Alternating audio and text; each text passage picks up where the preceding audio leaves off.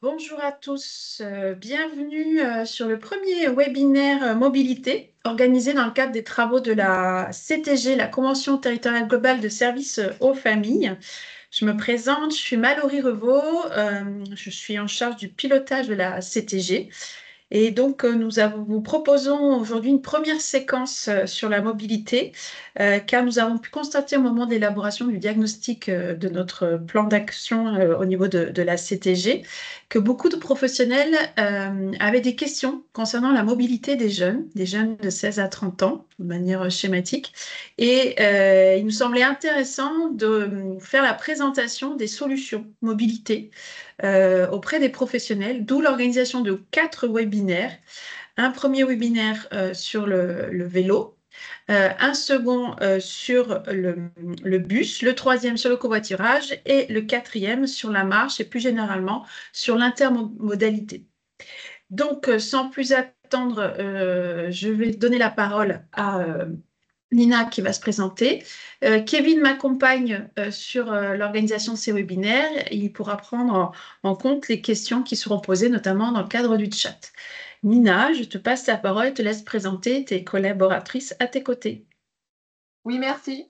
Donc, bonjour, je suis Nina Pirocchi, responsable du service déplacement au sein de la communauté d'agglomération Sophia Antipolis.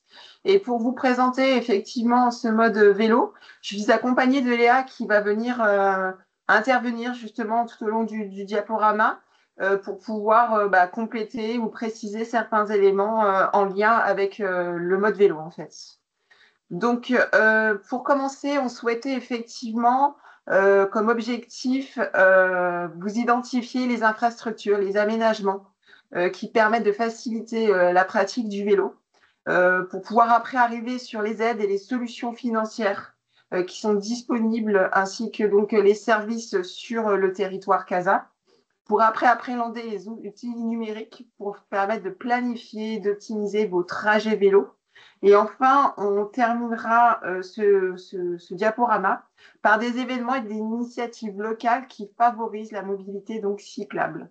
Un petit quiz vous attend en fin de partie pour effectivement tester ces derniers éléments, ce que vous avez pu retenir de ce mode vélo. On a souhaité en amont vous présenter comment il est possible, ou en tout cas pourquoi il est nécessaire d'encourager la mobilité à vélo pour les plus jeunes, notamment les publics que vous accompagnez, hein, qui abordent la tranche des 16-30 ans. Et pour ça, on a voulu mettre en avant des constats, mais aussi des données clés qui nous semblaient important de pouvoir vous mettre à connaissance. Effectivement, les jeunes sont parmi les publics les plus touchés en matière de difficultés de mobilité, puisqu'il y a des coûts de transport, on a une dépendance par rapport aux parents, alors que ces jeunes cherchent une certaine autonomie et un éloignement parfois des infrastructures, notamment le bus qui peut ne pas desservir immédiatement leur lieu de domicile et ou de travail en fait.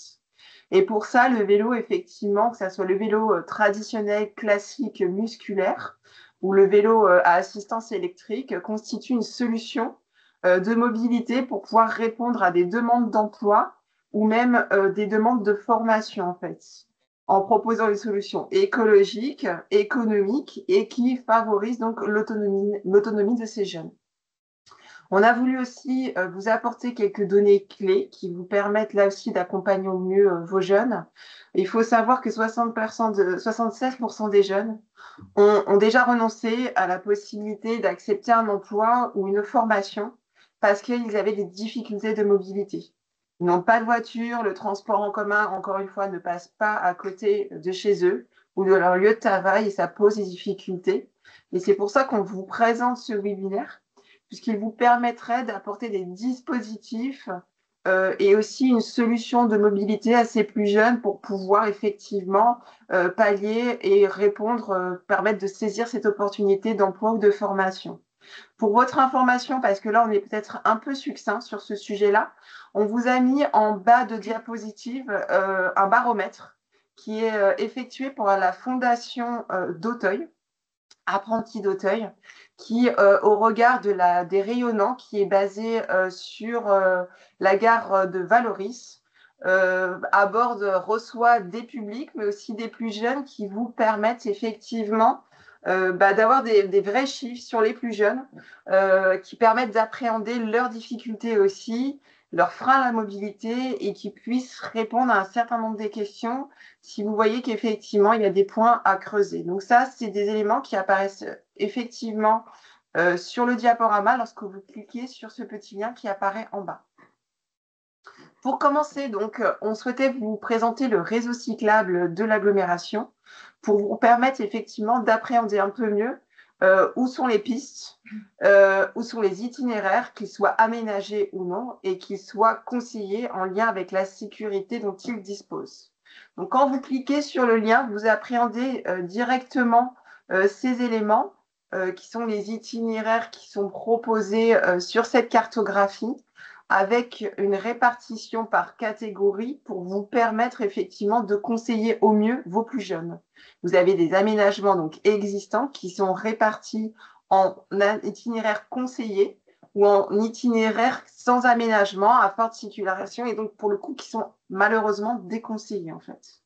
Et donc si vous voyez la cartographie qui vous est présentée, on voit que le secteur de Sofia, qui est un pôle quand même d'emploi et de formation intéressant pour vos plus jeunes, est particulièrement bien desservi par ce réseau cyclable et bénéficie d'aménagements conseillés et sécurisés.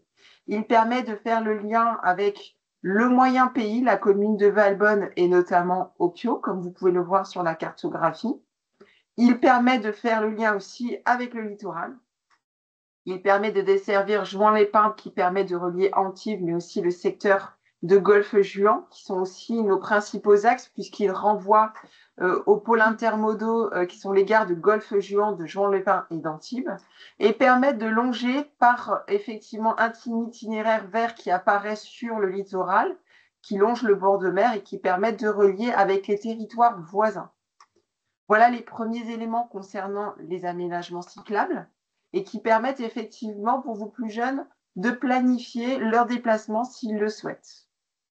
On a aussi voulu vous mettre en visuel, vous présenter les stationnements dont on dispose le territoire. Pour cela, on a préféré vous renvoyer directement sur le site de l'agglo qui comporte un certain nombre d'informations. Quand vous allez notamment sur Vivre et habiter, vous avez le volet Se déplacer sur lequel nous avons renvoyé le PowerPoint sur la partie vélo et vous verrez dans les prochains webinaires qui vous seront présentés, vous aurez l'ensemble des éléments qui sont reportés. Donc, c'est-à-dire que pour le covoiturage, vous avez un lien spécifique, pour le réseau Envibus également, ainsi que pour la marche à pied, tout simplement. Donc là, nous sommes sur le vélo et l'idée, c'était de pouvoir vous présenter effectivement le stationnement. Le stationnement, il est réparti en plusieurs catégories. Il est réparti en arceaux vélo, donc c'est les petites infrastructures que vous voyez métalliques et qui sont disponibles un peu partout sur le territoire de la CASA et qui, juste par un antivol en U, vous permettent effectivement d'accrocher votre vélo si vous voulez vous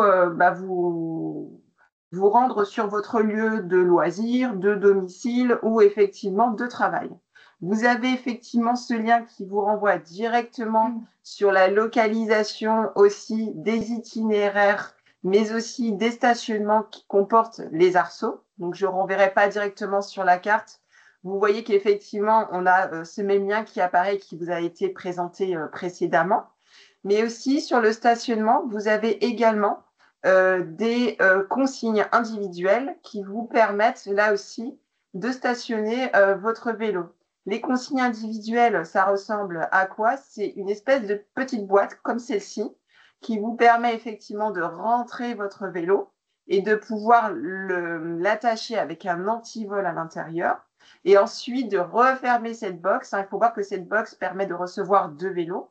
Donc, vous avez accès à vous, l'un, soit celui de droite, soit celui de gauche, que vous pouvez aussi cadenasser en fait, et qui sont présents sur un peu partout sur le territoire via ce lien-là également, pour vous permettre aussi d'attacher votre vélo en sécurité si vous voulez vous rendre sur vos lieux de domicile ou de travail également.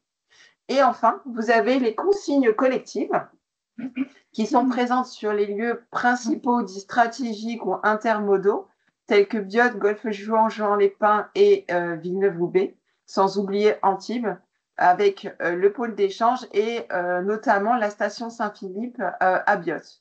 Donc les consignes collectives sont des plus grosses boîtes qui sont un peu plus grosses que celles qui vous est présentées sur le diapo et qui permettent effectivement d'accrocher votre vélo sur un porte-vélo avec des casiers de disponibles et ce de manière collective. Donc là aussi, vous avez accès par des réservations, tout un ensemble de choses qui sont renvoyées sur le site internet de la CASA et qui vous sont expliquées.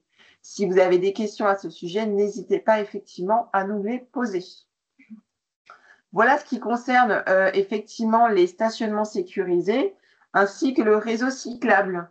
Est-ce que Kevin ou Laurie, vous avez des questions jusque-là? À ce stade-là, non, pas de questions. Merci beaucoup. Donc, on va continuer avec les services qui, là, pour le coup, vous sont présentés par Léa, qui est la référente vélo au sein de l'agglomération. Alors bonjour à tous, donc, je vais vous présenter donc, notre service de location longue durée de vélo assistance électrique. Donc c'est un service qu'on a lancé en 2024, donc le service CASA en vélo, qui permet à toute personne majeure qui réside ou travaille sur le territoire de pouvoir louer un vélo pour une durée minimale de 3 mois et renouvelable une fois, ce qui fait une location au maximal de 6 mois. Au niveau de la tarification, donc si vous êtes titulaire d'un abonnement Ambibus, ça sera 79 € pour 3 mois de location. Et si vous n'êtes pas titulaire d'un abonnement, ça sera 99 €. Ce qui est à venir, donc on va lancer très prochainement la location longue durée de vélos cargo type long tail. Donc ce sont des vélos familiaux qui permettent de transporter au maximum 2 enfants. Et on peut le voir. Alors, ce ne sera pas exactement eux, mais vous avez un exemple d'un vélo cargo au niveau de la photo sur la diapositive. Donc, pareil, ce sont les mêmes modalités. Donc, pour les personnes majeures qui résident ou travaillent sur le territoire, 3 mois de location minimum et 6 mois maximum. Pour ce qui est de la tarification, donc ça sera 130 € pour les titulaires d'un abonnement Ambibus et sans abonnement, ça sera 150 €. On vous a mis en bas de la page le lien qui permet d'accéder à notre page internet où vous retrouvez toutes les modalités donc, que je viens de vous présenter et surtout le lien de la plateforme de réservation qui est un petit peu plus bas. Voilà, qui vous permettra de procéder à la réservation.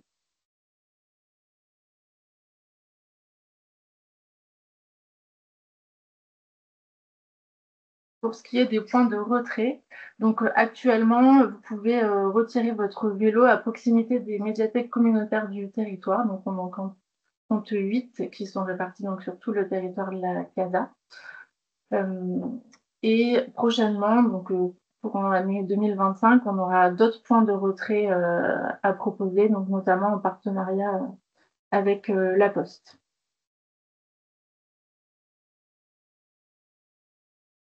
Ensuite, donc, la CASA propose également une aide financière pour l'achat d'un vélo. Donc, les modalités ont un petit peu évolué en fin 2023. Donc, actuellement, vous pouvez bénéficier d'une aide à hauteur de 150 € pour l'achat d'un vélo classique. Donc, c'est sous condition de revenus. Pour un vélo à assistance électrique classique, c'est une aide qui est proposée à hauteur de 400 €, pareil, sous condition de revenus. On a intégré également une aide pour l'achat d'un vélo cargo. Donc, c'est une aide qui s'élève jusqu'à 500 € et là, ça sera sans condition de revenus. Et également une aide à hauteur de 750 € pour l'achat d'un vélo qui sera adapté aux personnes en situation de handicap, donc type handbike, tricycle ou autre. Les 2 derniers vélos, donc vélo cargo et vélo adapté aux personnes en situation de handicap, ils sont également éligibles pour les associations. Pareil, on vous a mis le lien sur la diapositive qui amène à notre page internet. Donc pareil, vous retrouvez toutes les modalités. Donc là, je viens de vous présenter les modalités pour les demandes d'aide d'achat à partir de septembre 2023, donc les modalités qui sont actuelles. Donc peut-être que sur celle-ci. Celle-ci. Et sur le site, donc pareil, les modalités, vous avez un tableau récapitulatif donc, qui représente les montants des aides. Et surtout en bas de page, donc vous pouvez déposer directement votre dossier d'aide à partir de ce lien. Donc ça, c'est les modalités qu'on vous a présentées. Donc en fonction de votre revenu fiscal de référence par part pour les vélos qui sont éligibles sous condition de revenu, donc tout est précisé dans ce tableau, ainsi que pour les vélos cargo et les vélos adaptés à une personne en situation de handicap. Les vélos neufs et d'occasion, on l'a pas précisé, sont également, enfin les vélos d'occasion sont désormais éligibles pour cette aide.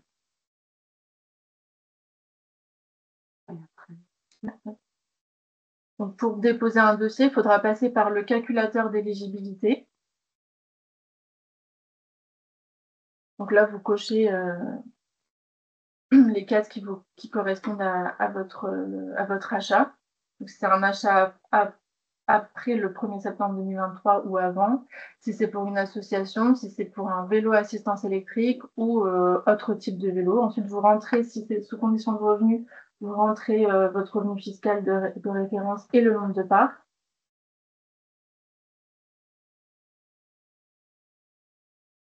Donc là, vous aurez le montant de la subvention en fonction de ce que vous avez informé.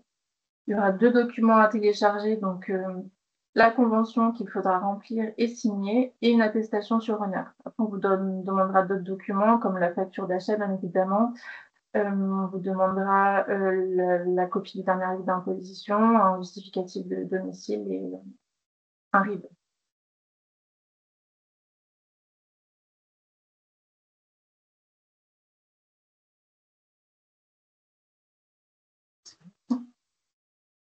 Voilà pour les services et les aides. Est-ce qu'il y a des questions, Mallory ou Kevin, peut-être, avant qu'on passe à la suite? Moi, j'ai une question. Est-ce que les vélos loués dans le cadre du service de location longue durée peuvent être utilisés librement en dehors du territoire de la communauté d'agglomération Sophia Antipolis? Oui, bien sûr, vous pouvez utiliser ce vélo sur le territoire de la CADA, mais pas que. Surtout. La condition, c'est que vous habitiez, en fait, sur le territoire de la CADA. En bénéficier, après, vous pouvez circuler où vous le souhaitez. Okay. Merci. Il existait des aides de l'État, je crois, sur l'achat de vélos. Est-ce qu'elles sont cumulables ou pas? Alors, elles étaient cumulables, mais malheureusement, ces aides proposées par l'État, donc le bonus écologique vélo, n'existent plus depuis février 2025. D'accord. J'ai une question également. Est-ce que là, tous les dispositifs que vous venez de présenter aujourd'hui, que ce soit la location, les aides financières, est-ce que vous faites des informations, des communications auprès des lycées? Est-ce que les lycéens sont informés de ce qui existe, de ce qui existe? Alors pour le coup, je vais peut-être prendre la parole sur ce sujet-là parce que c'est plus global au sein de notre service, mais pas que. On travaille beaucoup avec Envibus qui dispose d'un service de transport scolaire et qui pour chaque année, pour pouvoir préparer la rentrée, reçoit les différents établissements, que ça soit primaire, mais aussi dans le secondaire, que ce soit les collèges et les lycées, et aborde essentiellement le transport urbain, le transport scolaire, suivant effectivement le territoire concerné. Si on est plus sur le littoral, si on est plus sur le moyen pays, vous doutez qu'on n'a pas les mêmes enjeux de mobilité. Et pour le coup, de plus en plus, on est interpellé effectivement sur le vélo et on s'oriente très principalement ou prioritairement à nous dire sur les lycées ou les collèges qui sont extrêmement demandeurs. On travaille avec le CIV, on travaille effectivement avec le lycée Simone Veil, on a travaillé un petit peu avec le lycée Audiberti, mais bien entendu, on reste disponible si vous voyez que d'autres lycées sont ont besoin de saisir des opportunités et de saisir surtout des informations à ce sujet-là pour qu'on puisse diffuser un maximum l'information et sensibiliser les plus jeunes en lien avec votre aide, bien entendu. Merci. Il y a d'autres questions? C'est bon pour le moment. Allez, on continue et on enchaîne avec le troisième volet qu'on souhaitait effectivement aborder avec vous. On s'aperçoit qu'effectivement, organiser son déplacement est beaucoup plus pratique et facile avec une application qui vient effectivement présenter le mode vélo, mais pas que. Et pour ça, nous avons développé l'application Ambibus Cap Azur. On peut cliquer effectivement sur ce lien pour vous permettre de planifier un peu mieux votre itinéraire. Donc, attention, pas de panique, ce lien renvoie effectivement sur l'itinéraire présent dans l'onglet du site Ambibus. Vous êtes bien sur la bonne partie, sur le bon site internet, puisqu'effectivement, cette application est téléchargeable, mais elle est aussi disponible sur le réseau Ambibus. Comme je vous dis, l'objectif, c'est de pouvoir planifier votre itinéraire en lien avec plusieurs modes possibles. Et selon le départ, d'où vous, effectivement, si c'est votre lieu de domicile, votre arrivée qui est potentiellement votre lieu de travail, et inversement, et la possibilité de cocher un certain nombre d'options, et la possibilité aussi de partir maintenant ou plus tard, avec des dates à préciser sur le côté si vous le souhaitez. Sur les options qui sont possibles de cocher, comme vous pouvez le voir, on a plusieurs modes de déplacement, modes de transport à cocher pour effectivement répondre au mieux aux besoins de vos plus jeunes. Est-ce qu'on y intègre du vélo? Est-ce qu'on y intègre seulement du vélo? Et peut-être le train, peut-être de la marche, voire même peut-être de la voiture lorsqu'on abordera les autres webinaires, vous le verrez par la suite. Et tout ça vous permettra effectivement de rechercher le meilleur itinéraire possible depuis votre domicile jusqu'à vos lieux de formation ou de travail, et ce, dans le meilleur timing possible, puisque c'est aussi l'intérêt de cette application. Voilà pour cette application. Nous souhaitons aussi aborder un dernier élément qui nous semble indispensable, puisque oui, effectivement, vous savez maintenant qu'on a un réseau cyclable qui est disponible sur le territoire CASA, qui est en construction et en évolution, qui est en continuité également avec les territoires voisins en direction de Cannes, mais aussi de la métropole. Vous savez également maintenant que vous avez des infrastructures qui sont disponibles, plutôt des structures pour pouvoir sécuriser, attacher votre vélo, en tout cas en toute sécurité, lorsque vous allez au travail ou lorsque vous revenez pour accéder à votre domicile. Il y a des arceaux, il y a des consignes, qu'elles soient individuelles ou collectives. Et puis, vous avez aussi une application qui vous permet de planifier aussi ces trajets-là. Donc maintenant, effectivement, on s'aperçoit qu'on a des services qui permettent de tester les vélos. La location longue durée en permet, effectivement. Il s'agit de pouvoir les tester avant de pouvoir les acheter. Et c'est pour ça qu'on a développé une aide financière. Mais parfois, il faut un autre petit coup de pouce qui est de pouvoir tester ces vélos électriques dans un événement, c'est-à-dire que à l'occasion de la fête de la nature à Roquefort-les-Pins, vous avez la possibilité, en lien avec la CASAM et la commune aussi, de pouvoir tester des vélos électriques en famille ou tout simplement tout seul pour pouvoir appréhender un peu mieux vos trajets. Donc, vous avez la possibilité effectivement de le tester. Une fois que vous me dites, on a un vélo maintenant, on a effectivement bénéficié de ces aides financières. Comment je répare mon vélo? Parce que des fois, changer un pneu, c'est pas évident au final. Moi, la première, j'ai eu aussi quelques difficultés dans mes premières approches et dans la pratique du vélo, notamment assistance électrique. Et là, pour le coup, on a des ateliers de réparation qui sont prévus sur le territoire et qui seront sans doute prévus cette année pour permettre effectivement à nos usagers de répondre à leurs problématiques. Est-ce qu'effectivement, on ne peut pas resserrer la chaîne? Est-ce qu'on ne peut pas changer un pneu? Comment on entretient le vélo? C'est ce qui passe par les ateliers de réparation. On a des séances de marquage de vélo aussi qui seront disponibles, puisque vous savez que maintenant, il est obligatoire de graver son vélo afin de le prémunir d'un vol possible et qui permet de le retrouver si effectivement vous êtes face à un tel délit. Et vous avez enfin des sorties qui sont encadrées ou des séances qui permettent de tester en groupe des vélos, qui permettent d'appréhender notamment les vélos assistance électrique, parce qu'on s'est aperçu que quand les vélos assistance électrique ont émergé sur le marché, c'était génial parce qu'effectivement, ils répondaient à des problématiques en lien avec le relief qui est assez prédominant sur le territoire. Nous n'avons pas effectivement qu'à longer le bord de mer, aller sur Sofia ou sur Antibes, sur ces hauteurs. Ça nécessite une petite assistance électrique et grâce au vélo assistance électrique, on pallie ce frein. Mais pour le coup, le vélo assistance électrique ne se manipule pas comme un vélo musculaire et il nécessite effectivement des séances de sensibilisation ou d'encadrement. Et la CASA aussi permet au cours de l'année de vous mettre à disposition ces séances, ces sorties, pour vous permettre également là aussi de vous accompagner sur ces sujets-là, y compris pour les plus jeunes, bien entendu, s'il y a une structure qui permet d'accueillir jusqu'à 5 ou 10 jeunes. Donc ça, on reste à votre disposition. On souhaitait également vous informer et qui vient en complément de ces éléments-là et qui sont présents sur notre site internet, de vous indiquer qu'il existe des permanences mobilité et qui sont, là encore une fois, assurées par la Fondation d'Auteuil au regard des rayonnants qui sont présents sur la gare SNCF de Golfe-Juan et qui vous permettent là aussi d'accéder à un certain nombre de services, d'accompagnement et qui viennent compléter tout ce qu'on a pu vous indiquer sur ces slides en matière effectivement d'accompagnement.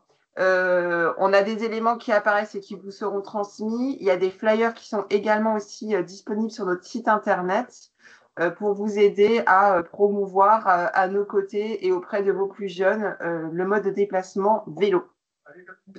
Voilà tout pour ces éléments-là. J'espère qu'on a pu répondre à un ensemble de questions. Est-ce que pour cette dernière partie, il y a des questions, Kevin ou Donc, Mallory? alors, il me reste une question. Oui. Une fois la période maximale des 6 mois de location atteinte, est-ce qu'il y a des solutions qui sont proposées aux jeunes et sont-ils orientés vers l'achat de vélos personnels ou d'accompagnement via les aides financières disponibles? Oui, après, oui, vas-y. Alors là, pour le coup, oui, c'est pour ça qu'on indique aussi la Fondation d'Auteuil et notamment les rayonnants, parce que donc effectivement, une fois que vous avez terminé cette location, vous avez pu tester ces vélos. euh, En général, on est très vite séduit en fait par ces vélos assistance électrique et on oriente assez rapidement parce qu'on a sensibilisé notre prestataire sur ce sujet-là. Pour pouvoir acquérir un vélo, parce que cette limite, elle s'arrête à 6 mois, comme vous l'indiquez. Donc, les aides financières, on ne vous les représente pas, elles sont disponibles sur notre site internet. Vous ne pouvez pas acheter un vélo assistance électrique, vous pouvez également acheter un vélo musculaire. Nous avons des tests qui sont proposés, comme je vous l'ai indiqué, et la Fondation d'Auteuil répare des vélos d'occasion et permet effectivement d'en acheter, en fait. Nos aides permettent également d'aider les plus jeunes à acquérir un vélo, qu'il soit neuf ou d'occasion, pour votre information.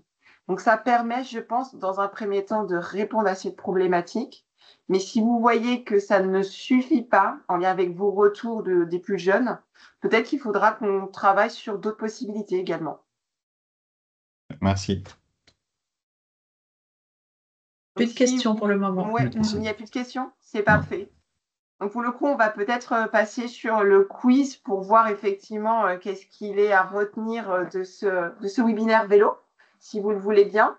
Alors, pour le coup, je vous demanderai, s'il vous plaît, de pouvoir scanner ce petit QR code qui apparaît sur vos écrans afin qu'on puisse répondre ensemble aux questions sur le vélo et notamment les 3 questions qui apparaissent qui vous permettent effectivement d'identifier rapidement, mais qu'est-ce qu'on retient de ce webinaire, si vous en convenez? Donc, je branche aussi sur ce petit générateur de questions. Voilà, effectivement, il y a 3 questions sur lesquelles on va s'attacher à répondre ensemble. La première étant, quel service de location de vélo est disponible sur la CASA? Est-ce que Léa, tu peux répondre à ces questions pour nous aider parce que ça a été pas, on a donné un certain nombre d'informations et il sera peut-être bon effectivement de rappeler certains sujets. Et moi, je peux répondre. Allez.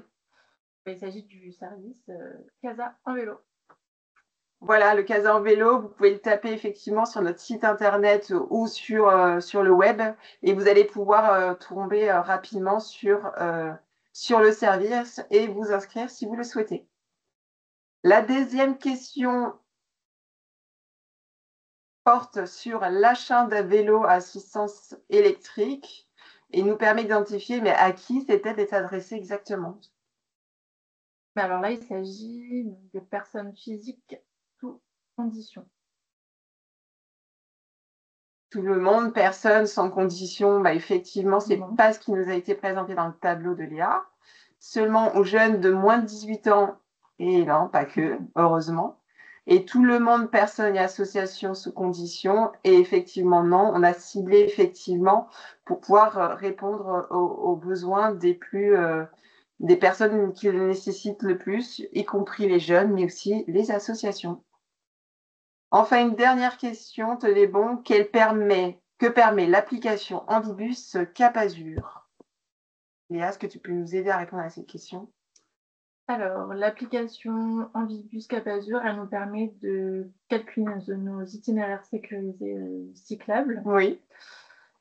Elle ne nous permet pas de partager sa position en temps réel, elle ne nous permet pas de louer un vélo, mais elle nous permet d'avoir des indications sur le dénivelé. Ce qui est intéressant, effectivement, et ce qui est complémentaire quand vous allez effectivement planifier votre trajet domicile-travail en vélo. Voilà, nous avons effectivement participé à ce quiz et forcément, nous sommes le meilleur des meilleurs. Est-ce que vous avez donc, voilà, est-ce que ça vous a semblé cohérent ce qui a été indiqué? Est-ce que vous en retenez plutôt évident ou pas? Effectivement, il faut retenir qu'il y a des aménagements en lien avec notre site internet. Il y a un service Kazan Vélo qui vous permet de tester avant de pouvoir acheter via nos aides et des compléments qui sont apportés par tout un ensemble d'actions, de tests, de marquages, d'ateliers de réparation pour vous accompagner jusque dans la pratique de votre vélo une fois que vous l'aurez acheté. Pour terminer, nous vous en remercions. Merci de nous avoir suivis. On vous propose effectivement un contact mobilité@aglo-casin.fr si vous avez des questions qui vous viennent par la suite et des ateliers ou des éléments qu'on pourrait répondre dans un second temps puisqu'on ne répond pas forcément à toutes les problématiques, peut-être des jeunes également. Et en attendant, nous vous rappelons bien entendu qu'on a un prochain webinaire qui se fait sur le bus le 11 mars 2025. La mobilité et les jeunes, ça va faire un tabac, j'espère en tout cas, et nous espérons vous recevoir sur les 3 autres webinaires. Merci. Merci Néna, merci Léa, merci Nermine, merci Kevin, merci à tous les participants de ce webinaire. Donc, comme le disait Nina, rendez-vous la semaine prochaine, mardi 11 mars, sur le bus. À très bientôt. Au revoir. Au revoir. Au revoir.